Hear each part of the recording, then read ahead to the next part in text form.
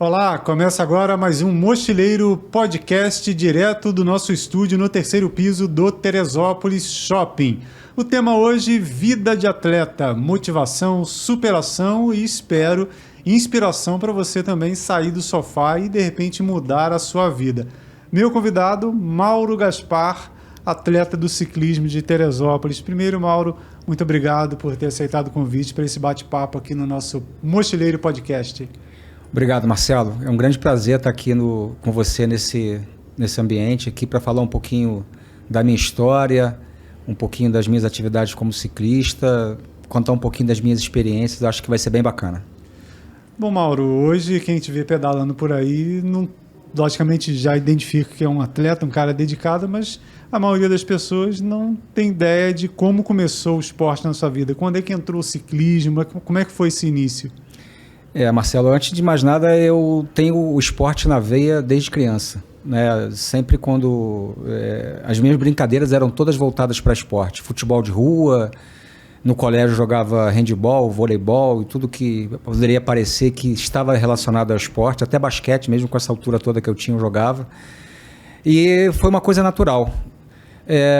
A bicicleta ela surgiu na minha vida como esporte perto dos 30 anos, e muito mais no sentido de que era um desejo meu ter a bicicleta na infância e nunca tinha conseguido em razão das condições financeiras da minha família, do meu pai. Ele nunca conseguiu me dar uma bicicleta. Eu tinha aquele famoso sonho de criança de não esqueça da minha Caloi, né, que a gente pegava aqueles bilhetinhos e colocava, e eu lembro até hoje que eu fiz isso com meu pai, mas infelizmente ele não conseguiu me proporcionar esse sonho. E aí, depois que eu consegui me estabelecer na vida, profissão e tudo, eu consegui ter a minha bicicleta e dali para frente eu comecei a pedalar, a fazer o esporte, ciclismo como prática e aos poucos abandonando os outros esportes que eu praticava, principalmente o futebol. E acabou que foi natural pela minha via de competitiva, de praticar esporte, o ciclismo surgiu nessa fase.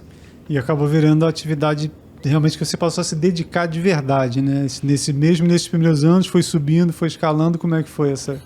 Exatamente, Marcelo. Como eu falei, a via competitiva, ela influenciou muito nessa questão de se transformar num esporte de competição, né?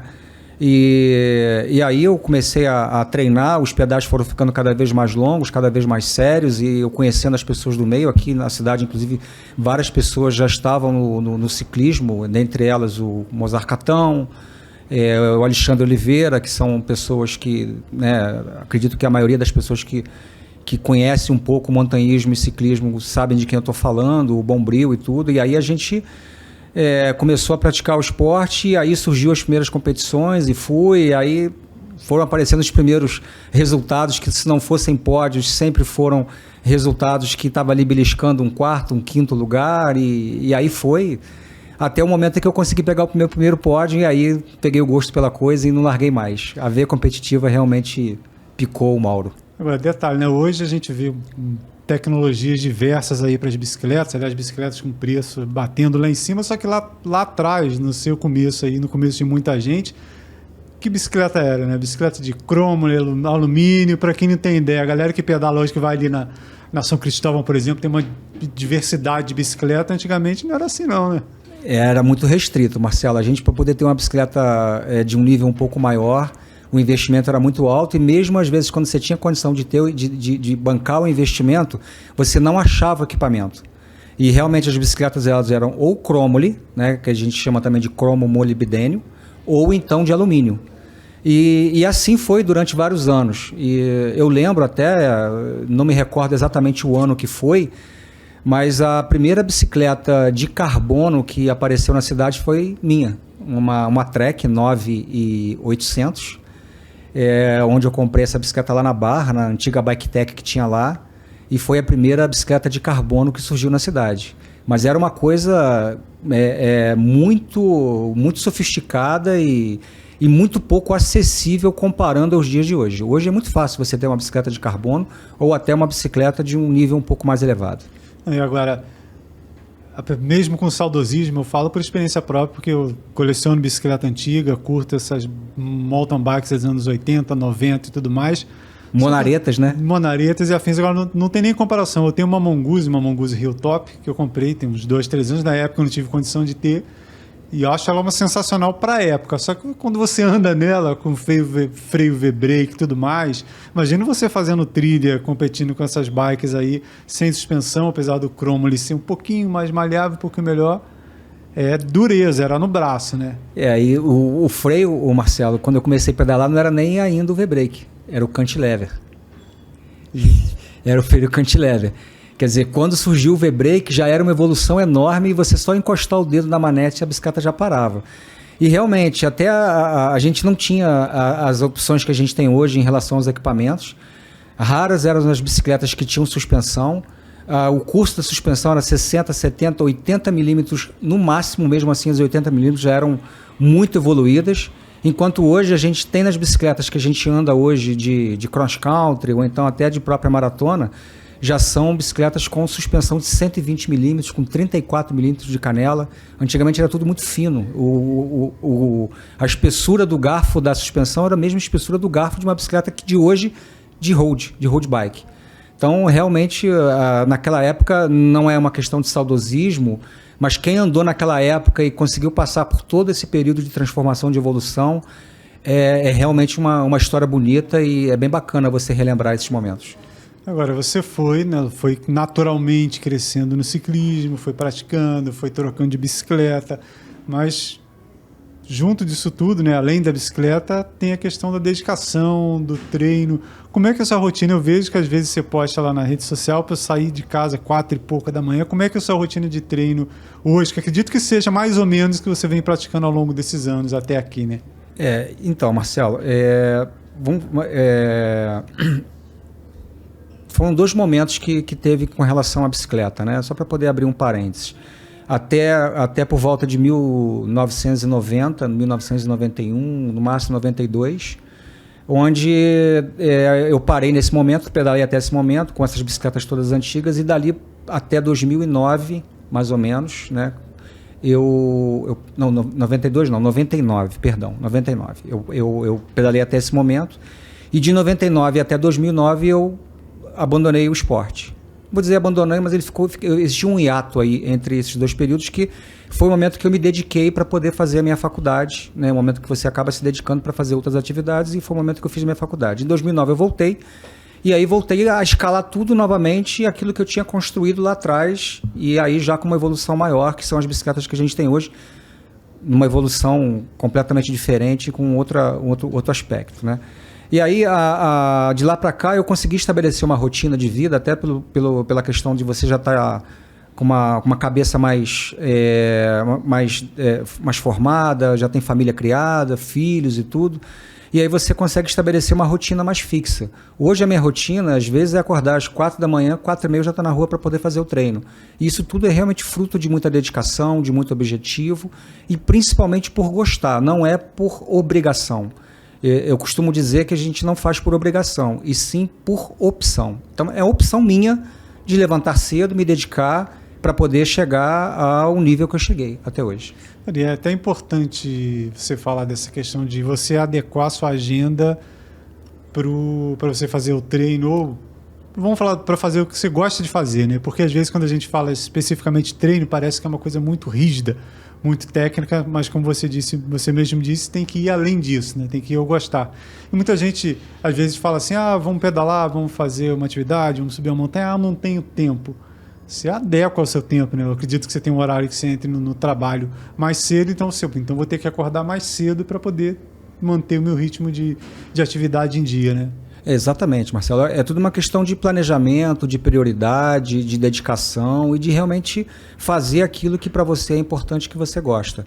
Então, se eu estou me propondo a participar de competições, se eu estou me propondo a investir na minha saúde, fazer aquilo que eu gosto, não só como hobby, mas também como atividade mesmo que eu gosto, a gente tem que tentar adequar o nosso tempo para isso.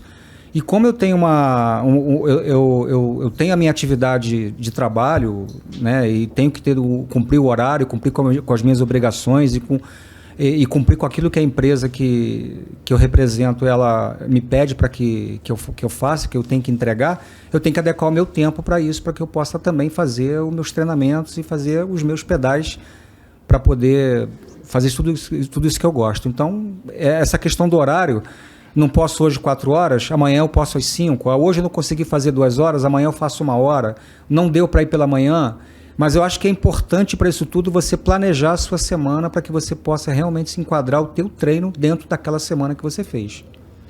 Agora, quem conhece o Mauro, do ciclismo da cidade aqui, sempre viu você, né? Eu falo para os experiência, quem olha para o Mauro hoje de fora e as pessoas que eu converso, sempre viu você como um cara de alto rendimento, muito dedicado, pô, Mauro sempre com números elevados, pô, é um cara que inspira a galera mais jovem. Aí, no meio do caminho da história do Mauro, você teve um problema cardíaco. Para qualquer pessoa, é um susto, logicamente, você recebe a notícia, tem um problema cardíaco, é um susto. Agora, para quem usa o corpo lá, leva o seu corpo ao extremo, bota o corpo para trabalhar, não gosta de ficar parado, não gosta de ficar no sofá, eu imagino... Como é que foi, cara? Quer dizer, não imagino. Diz para mim como é que foi receber essa notícia, você está com um problema, vai ter que dar uma freada. Isso para mim, Marcelo, uma situação ao mesmo tempo complicada, mas ao mesmo tempo eu não tenho vergonha de poder falar e isso não impacta, mas me deixa um pouco emocionado e arrepiado, né? Eu tô aqui falando com você, mas eu tô sentindo esse arrepio que eu falei que eu fico. Realmente, isso foi em 12 de setembro de 2020, no meio da pandemia, onde as competições estavam totalmente suspensas, mas eu continuava treinando, com aqueles meus objetivos de um dia a pandemia acabar e a gente voltar a competir, né? E aí eu subi, eu saindo para treinar, já estava com mais ou menos 1 hora de treino, no meio da subida da Posse, você que é mochileiro, montanhista e ciclista, sabe onde eu estou falando, que é a Estrada da Vovó. No meio dela eu me senti mal, né? E aí me senti mal e não sei não posso te dizer, Mauro, o que você sentiu? Não tem como responder. A gente que se conhece, a gente sabe se está bem ou se não está. Tinha alguma coisa errada. Alguma coisa não estava bem comigo, com o meu organismo. E aí eu parei imediatamente, esperei aproximadamente entre 2 e 5 minutos, né? Desclipei do pedal e tudo. Parei, esperei, e aí clipei novamente e vou continuar, né? Para variar, nesse dia eu estava sozinho, né? Justamente porque, como eu tenho sempre o objetivo de treino, às vezes eu não consigo encaixar o meu treino com outras pessoas, porque eu tenho um objetivo para treinar naquele dia, uma planilha para poder seguir, uma rotina para poder fazer.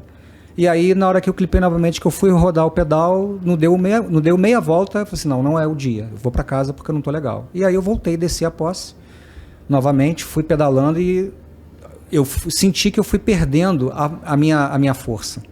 Mas eu continuo dizendo, eu não sabia o que eu estava sentindo, eu fui ficando fraco. Quando eu cheguei na altura ali do Morro dos Feus, né, ali em frente ali na saída da Barra para Presidente Roosevelt ali, eu senti que eu não tinha mais força para poder girar o pedal. E aí eu soltei da bicicleta, fui andando e sentei numa oficina, na porta de uma oficina, e fiquei ali. O rapaz me viu, nisso que ele me viu, ele ficou meio assustado, porque provavelmente eu devia estar com uma cor completamente diferente, todo branco, então não estava com uma aparência muito boa. Ele veio perguntando o que eu estava sentindo. Eu só pedi para ele um copo d'água, porque eu não estava me sentindo muito bem. Ele veio, bom, resumindo a história, eu fui parar num hospital, me levaram para o hospital, cheguei lá, rodou um eletro imediato. Na hora que rodou um eletro, a mulher falou para mim, que a doutora que me atendeu, falou para mim que eu deveria ir imediatamente para o CTI, mas antes eu teria que ter uma reversão cardíaca. Caramba! E aí, nesse momento, eu entrei numa sala, eles me sedaram, eu tive a reversão cardíaca e aí fui para o CTI, fiquei 48 horas, sendo 24 horas aqui em Teresópolis, 24 horas no Hospital Santa Teresa em Petrópolis, que é centro de referência para cardiologia. Chegando lá, baterias de exame de todos os aspectos e no último exame, que foi a ressonância magnética, eu recebi a notícia de que eu estava com uma fibrose no coração e que o remédio era colocar um marca-passo. E aí o médico falou para mim que eu deveria colocar o marca-passo e eu perguntei para ele, a primeira coisa que eu perguntei para ele, doutor, o nome dele era Rodrigo, doutor, e agora, o que eu posso fazer? Cara, viver com marca-passo. Mas eu vou poder praticar atividade esportiva? Não, nada. Que notícia, hein? Que notícia. Mas graças a Deus, cara, as coisas foram acontecendo e aí eu procurei um médico aqui na cidade que é um especialista em arritmia. Mostrei todos os exames para ele e ele falou que eu não teria problema, que eu poderia, claro, com as limitações que hoje eu tenho para poder fazer os meus treinos, mas nada que me impeça de fazer aquilo que eu gosto. Realmente, como a gente conversou até antes, eu fico tentando dimensionar a pessoa receber uma notícia dessa, porque para quem vive essa coisa de olhou, tá sol, então poderia estar fazendo alguma coisa fora de casa, é muito difícil. Além de não conseguir ficar em casa, de gostar de estar em cima de uma bicicleta, ou caminhando, ou fazendo qualquer outra atividade física. Tem um exemplo, Mauro, que eu sempre gosto de contar para as pessoas terem uma ideia de como isso é importante para a gente. Tem um documentário chamado Cinquentona Galote, que conta a conquista da Chaminé Galote, que é uma via de escalada no Pão de Açúcar. Quando essa via de escalada fez 50 anos, fizeram um documentário levando os conquistadores de volta à Galote, só a base dela. Todos com 70, 80 anos. E um dos conquistadores, me foge o nome agora, ele olha para a via de escalada, para a Galote, e eu nunca esqueci, cara. Se eu for detalhar, acho que até eu me emociono. Ele fala o seguinte: Mauro, eu daria 10 anos da minha vida só para poder escalar essa parede mais uma vez. Eu vi isso 20 anos atrás. Cara. Na época que isso já me marcou. Falei, cara, o cara daria 10 anos da vida dele para poder só escalar mais uma vez. Então, acho que isso resume o que a gente sente, né? A gente chega assim, pô, ter que te frear e parar. Exatamente, Marcelo. Eu até falo o seguinte: se eu tivesse que realmente parar de fazer o que eu gosto, que é de pedalar e treinar, né? Porque eu ainda continuo, na minha cabeça eu não saio para poder fazer um pedal. Eu saio para poder fazer um treino, mesmo não competindo mais que nem eu competia. Eu acho que se eu tivesse que escolher, o médico chegasse para mim assim: olha só, você vai escolher aqui entre pedalar e não pedalar. Sendo que se você pedalar, você não vai suportar e você vai morrer. Se você pedalar, se você não pedalar, você vai continuar vivendo mais tempo. Eu ia escolher justamente a via de pedalar porque eu ia morrer feliz. Acho que é mais ou menos isso. Não, e as pessoas que não vivem têm uma dificuldade de compreender, né? Quando Exatamente. a gente fala, pô, mas que absurdo. Eu falo, não, só a gente que vive sabe como é que é importante, né, Mauro? Eu sinceramente, eu morreria feliz se eu tivesse... quer dizer, é muito estranho colocar isso, mas se eu tivesse que escolher uma morte, talvez fosse morrer em cima da bicicleta, não de tombo. Mas em cima da bicicleta pedalando e acontecer alguma coisa e você morrer ali ao lado dela. Para mim, acho que seria...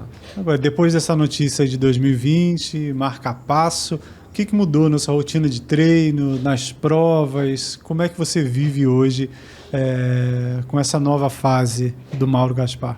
Já são 3 anos, né, Marcelo? Eu costumo dizer que eu faço aniversário 2 vezes, né, que é dia 31 de outubro, que é dia das bruxas, que está chegando, e no dia 12 de setembro. Então, eu tenho hoje 56 mais 3, eu não tenho 59, né, que nem eu vou fazer agora.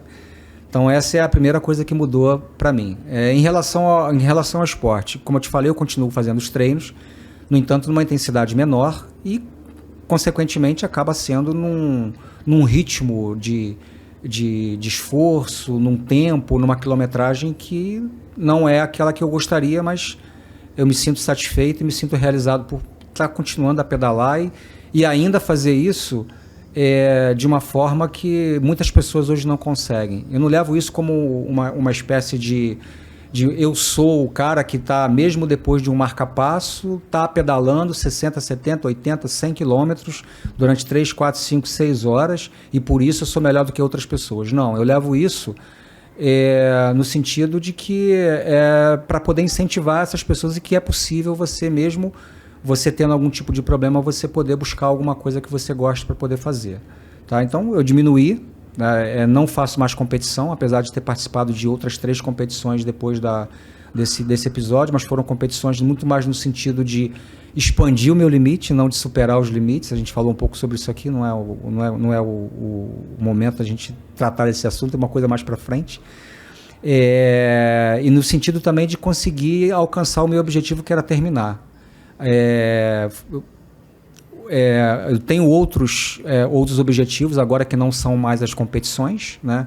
como, por exemplo, fazer alguma determinada percurso, a Rota Serra Verde Imperial, eu quero fazer ela, e quero fazer ela num dia, né? Não quero fazer ela em 2, 3 dias, que nem o Gustavo fez agora, não porque eu não acho que não é legal, não, cada um tem o seu objetivo e a sua forma de curtir esses momentos, e para mim curtir o momento dessas aventuras é sentir o vento bater na cara e andar com velocidade, né? Tem outras pessoas que preferem fazer como cicloturismo, para mim não é a minha forma de ver, mas não existe certo ou errado. Então hoje é muito mais no sentido de expandir os meus limites, continuar fazendo essas aventuras, esses desafios, que eu vou ficar feliz e deixar um legado. Aliás, essa diferença entre ciclistas, mais do que entre ciclistas, entre pessoas, remete a uma situação que a gente tem em comum. Logicamente você é o cara da performance, dos resultados, e eu sou o cara da contemplação, né? Eu entrei no ciclismo, mas eu vim do montanhismo, então eu curto muito paisagem, fotografia e tudo mais. Então somos atletas, entre aspas. Eu nem me considero atleta, mas o pessoal lá de casa, como eu sou o cara mais ativo de todo mundo, acha que eu sou atleta. Mesmo que de fim de semana, nós temos em comum o caminho da fé. Você já fez o caminho da fé, eu já fiz o caminho da fé, mas com olhares diferentes, né? Eu fiz o caminho da fé de uma maneira, você já fez mais de uma vez de maneira diferente. Mas a gente tem em comum essa rota, que para quem não conhece, é o Caminho de Santiago brasileiro, né? A rota nossa inspirada no Caminho de Santiago, São Paulo, Minas, termina na Basílica de Aparecida do Norte. Bom, Maurão, para você, o que significa esse caminho de peregrinação aí, o caminho da fé? É um momento de voltar à vida, Marcelo.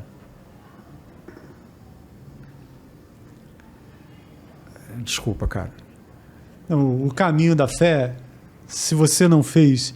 Logicamente o caminho de Santiago de Compostela da história e tudo mais, mas o caminho da fé é nosso e ele é de uma riqueza sensacional, não só pelos terrenos que ele passa, né? A gente passa na Serra da Mantiqueira, atravessa toda essa beleza natural aí de Minas e São Paulo, mas as pessoas, a riqueza do caminho da fé são as pessoas que fazem ele vivo e as pessoas que vivem o caminho da fé, né? Para você se emocionar, é o que eu tenho falado com as pessoas, da coisa de essência. Exatamente. Eu fiz o caminho da fé 2 vezes, em 2021 e 2022. E quando eu fiz em 2021, foi justamente comemorar 1 ano de vida, porque foi no feriado de 7 de setembro, perto do dia 12, que quando eu tive o episódio no ano anterior. E a gente fez em 3 dias. Eu, o Gustavo, que é o idealizador das Rotas Serra Verde Imperial, né? E mais o Marcos Paim. Eles aceitaram o desafio de fazer comigo e a gente fez em 3 dias. E o caminho da fé, cara, só quem fez sabe o que é e sabe descrever, né? O que ele representa. O caminho da fé representa muito para mim, cara. Representa um marco na minha vida.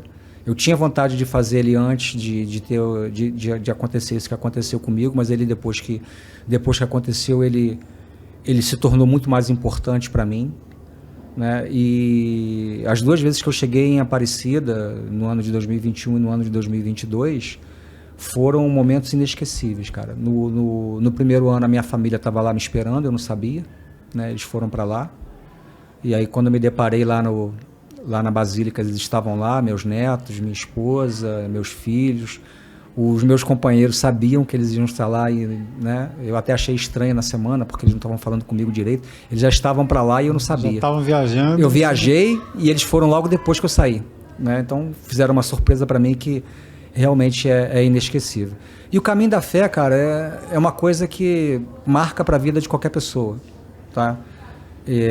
Seja de bicicleta, ou seja a pé, quer dizer, ou como peregrinação, ou como um bicigrino, o caminho da fé, só quem faça um dia que vale a pena, independente da maneira com que você for. São 320 quilômetros de Águas da Prata até a Basílica de Aparecida do Norte.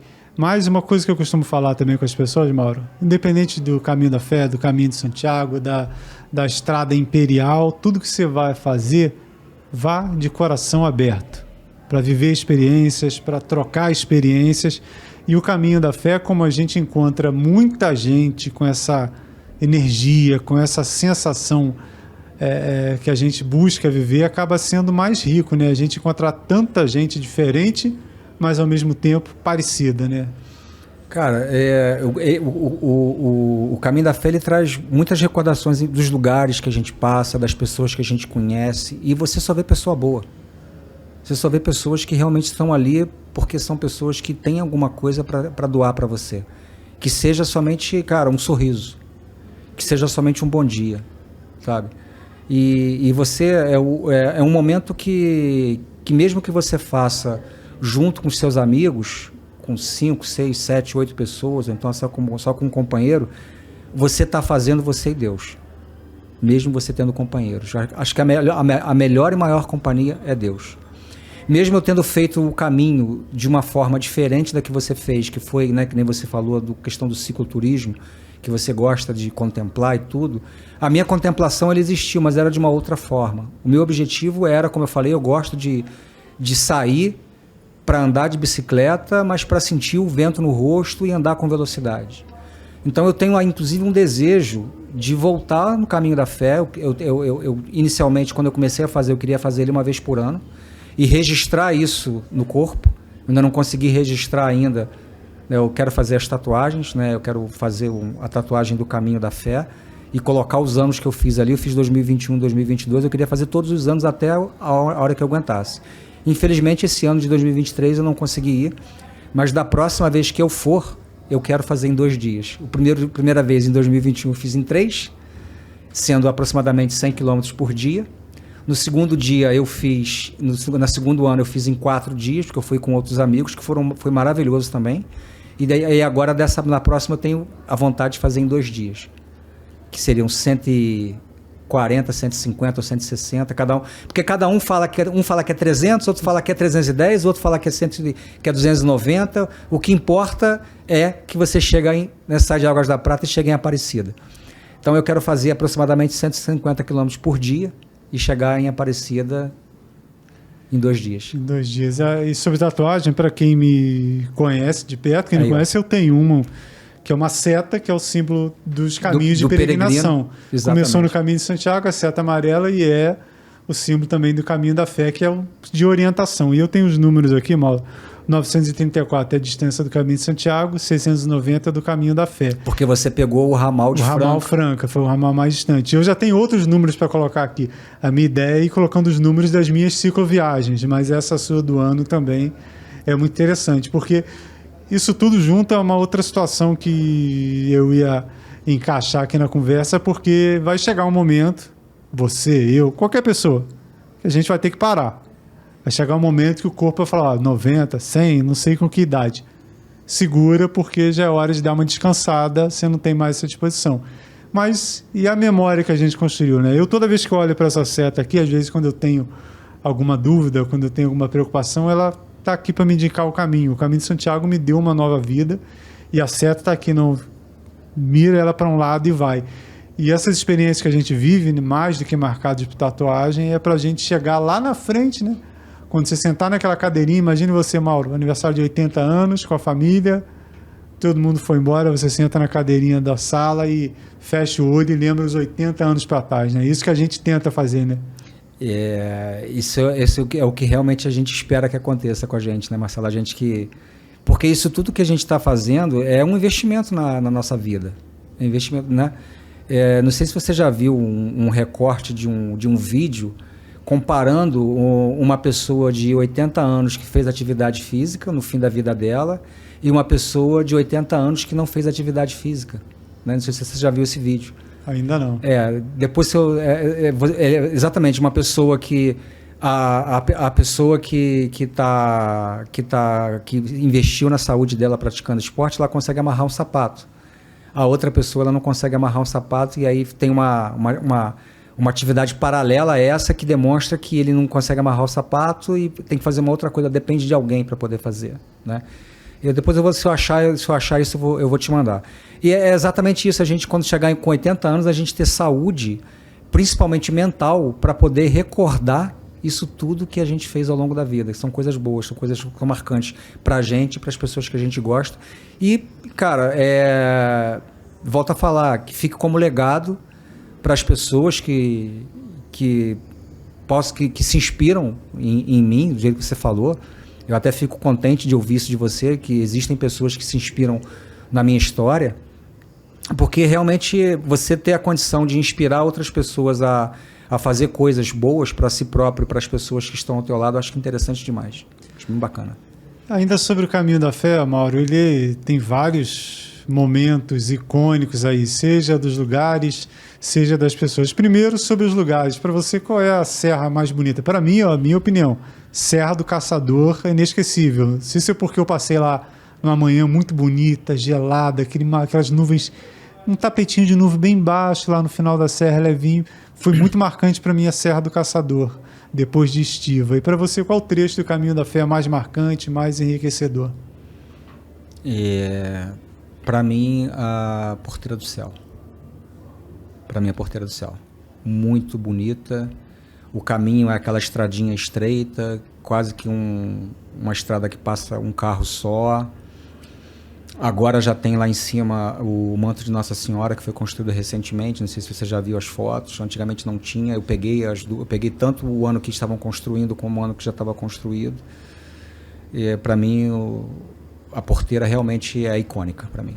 Apesar da Luminosa ser a mais famosa. E está entre, se não me engano, as 5 maiores subidas do Brasil, né? Pela distância dela e pela dificuldade. Mas eu acho, por tudo que existe no Caminho da Fé, acho que a Porteira do Céu, ela tem, até pelo próprio nome, ela tem um significado diferente para mim. E realmente, quando você vence aquela subida, que é um trecho íngreme e reto, né, a partezinha final dela, ou seja, não dá para se inventar muita coisa, tem que subir. Quando você consegue dar aquela viradinha no morro e respirar e olha para trás, e você vê só a cidade abaixo, o que passou ficou para trás, realmente deixa uma marca interessante, né? O Caminho da Fé ele tem muito esse aspecto, né, Marcelo? Tem tanto aspecto dos lugares como das pessoas, né? A gente estava falando aqui antes da gente entrar no ar das pessoas que são marcantes dentro do Caminho da Fé. Uma delas é meu xará, que é o Bar do Maurão, onde a gente come lá um pastel daquele frito gostoso com uma Coca-Cola de garrafa. Tem a hospedaria do Jucemar, lá em cima no alto do Cantagalo, ali no São Bento Sapucaí. Tem a Dona Inês, no meio da Luminosa, que é outro ícone do caminho, né? Fora os outros lugares que a gente não lembra de cabeça, mas que são maravilhosos. A Serra do Caçador, a Serra dos Lima, o Pantano do Teodoro, que quase ninguém fala. Quase ninguém fala, mas é puxado. E o bacana do Pantano do Teodoro é que lá em cima tem uma capela, né? Aquela capela do Pantano do Teodoro, ela é bem bacana, porque é perto de você chegar em Estiva, né? É o ponto mais alto antes de você chegar em Estiva, depois você desce para poder você chegar lá em Estiva. O Pantano do Teodoro, você tem uma vista muito bonita e linda demais, né? Realmente vale ali, a contemplação ali vale. Aliás, eu acho que o Pantano dos Teodores, ele acaba um pouco ofuscado pela Porteira do Céu, porque é no mesmo dia. E logo depois, né? Você fica preocupado com a Porteira do Céu. Pô, meu grande desafio do dia é a Porteira do Céu. Você sobe a Porteira do Céu, desce depois para Tocos do Mogi, e de repente entra uma subida enorme, que é o Pantano também. E o Pantano, eu posso te dizer que ele é mais difícil do que a Porteira, eu acho. Mais longo, mais longo, mais duro, mais inclinado. Ela realmente, em questões físicas, ela é mais dura. Mas a mais dura mesmo, para mim, é a do Caçador. É mais dura que a Luminosa, para mim. Mexe com aquela parte das pedras e das lajotinhas e parte de terra também. O final dela é bem duro. E, aliás, a Serra do Caçador hoje tem um peregrino voluntário, que é o Júnior. Você passou Estiva, atravessou a Fernão Dias. Assim que você entrar na estrada de terra, tem ali uma capelinha de São Bento. Capelinha de São Bento. Ele é um dos responsáveis pelas placas do caminho, né? Onde tem aquelas placas que você vai passando e tem aquelas frases bonitas de incentivo. Eu acho sensacionais aquelas placas. É uma marca do caminho, né? Eu não sei se em Santiago de Compostela existe essa característica, mas uma das características do Caminho da Fé são as placas que são colocadas ao longo do caminho, que eles até incentivam e fazem você refletir muito sobre a vida e sobre o próprio caminho. Não, meu caminho você joga bem menos, mas, aliás, só pontuando, como eu fiz os dois, muita gente fica perguntando o que é mais difícil, que são caminhos diferentes. Mas, se for colocar tecnicamente mais difícil, é o caminho da fé. Tem até uma frase que diz o seguinte: quem faz o caminho da fé faz o de Santiago de ré. Isso mesmo. Mas a grande... Não fiz, mas é isso mesmo. Mas a grande diferença, Mauro, realmente, que eu vejo no caminho da fé, que eu acho ele mais interessante do caminho de Santiago, é realmente em relação às pessoas. De você ser bem recebido, ser bem tratado e ter realmente esse prazer de passar no Maurão, da Dona Inês, no Jucemar, porque o caminho é um caminho mais recente, de 20 anos, ou seja, os ícones estão lá. Então, vai ser estranho o dia que a gente for fazer o caminho, né, cara? E o Maurão não tá lá, né? sim. E provavelmente a gente vai passar por isso, porque o Maurão, me parece que ele deve ter perto de 80 anos, ou se não tiver mais. E vai chegar um momento que, infelizmente, ninguém está aqui, né? Ninguém fica eternamente, né? E o caminho vai seguir, mas ele vai ser, eu tenho certeza que aquilo ali vai ficar marcado para a vida inteira. E talvez a gente vá fazer o caminho e não vai encontrar o Maurão. Vai ser uma coisa estranha, mas vai ser bacana a gente passar lá e o Bar do Maurão. Ícones. Bom, você já falou que tem essa ideia de, no futuro, repetir o caminho da fé num tempo menor, do seu jeito, vivenciando da maneira que você gosta de fazer. Mas, além disso, quais são os seus objetivos futuros como atleta, como ciclista? Tem alguma prova, tem algum lugar que você tem assim, pô, um dia eu vou lá, não vai ser ano que vem, mas um dia eu quero pedalar nesse lugar?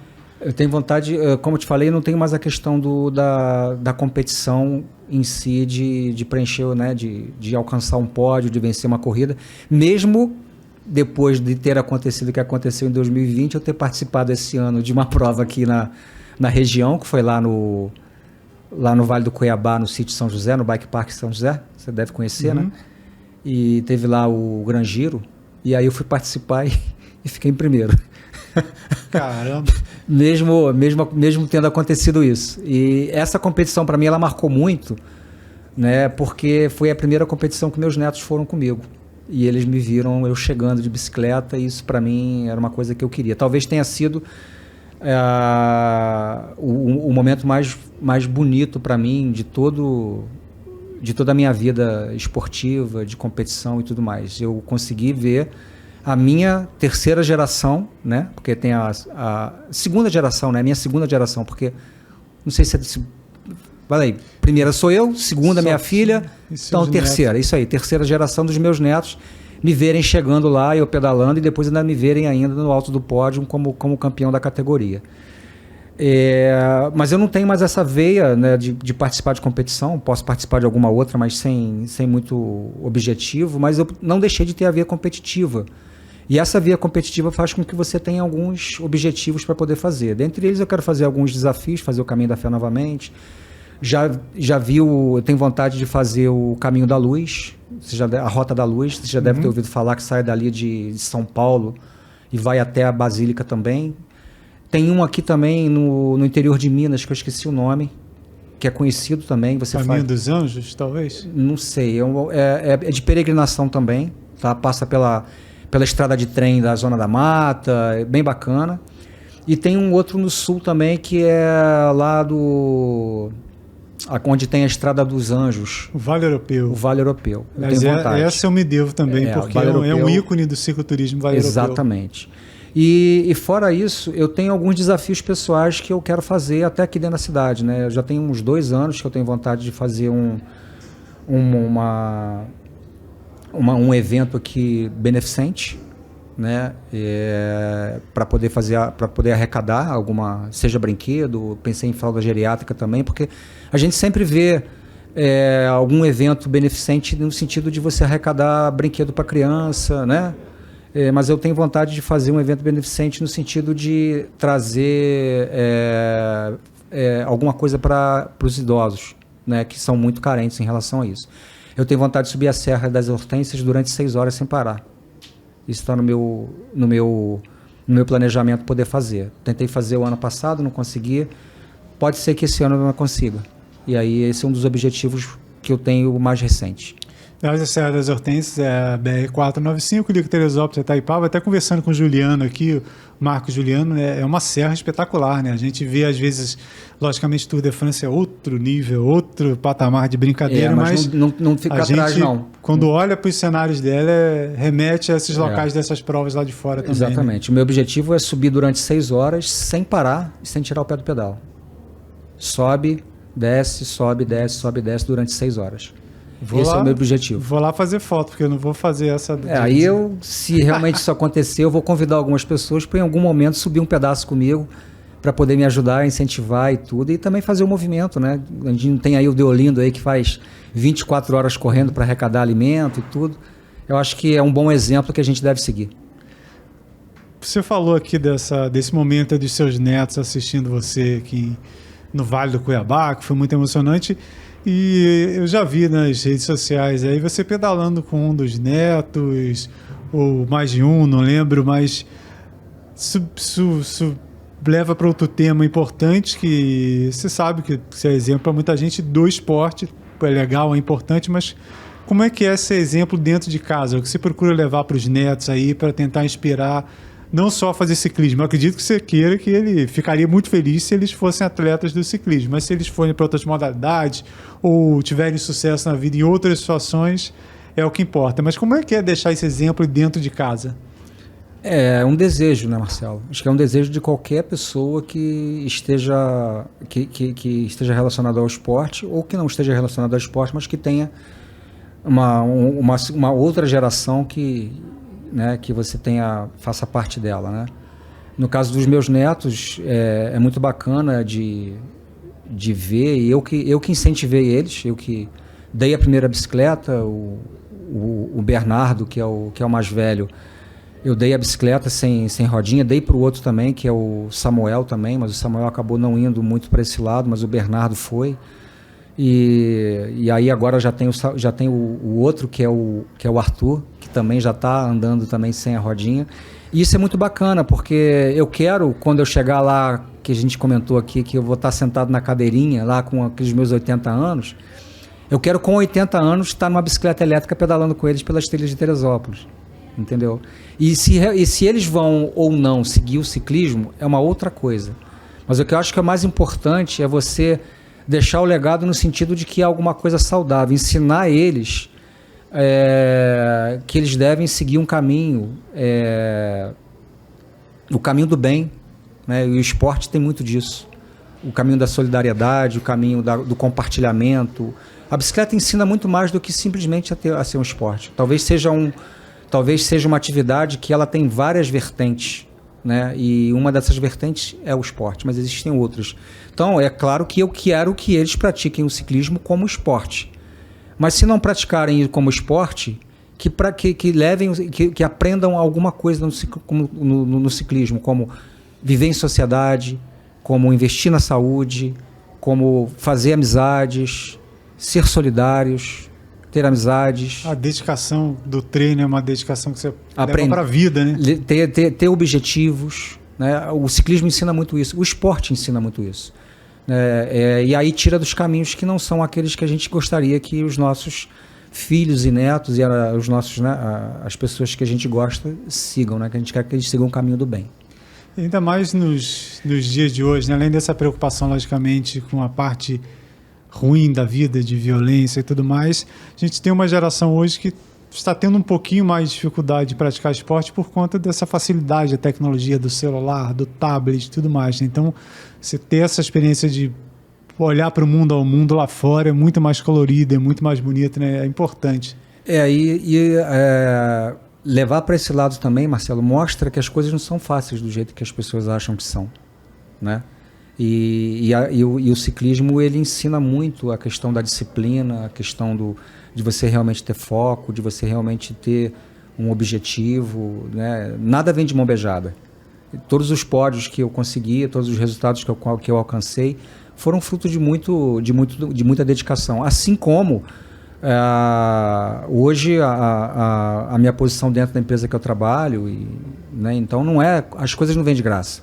Você aqui no Mochileiro Podcast, eu tenho certeza que isso aqui é um planejamento e uma vitória para você. Você está aqui hoje fazendo essas entrevistas cada dia com uma pessoa diferente, com assuntos diversos. E eternizando, né? Eu gosto muito...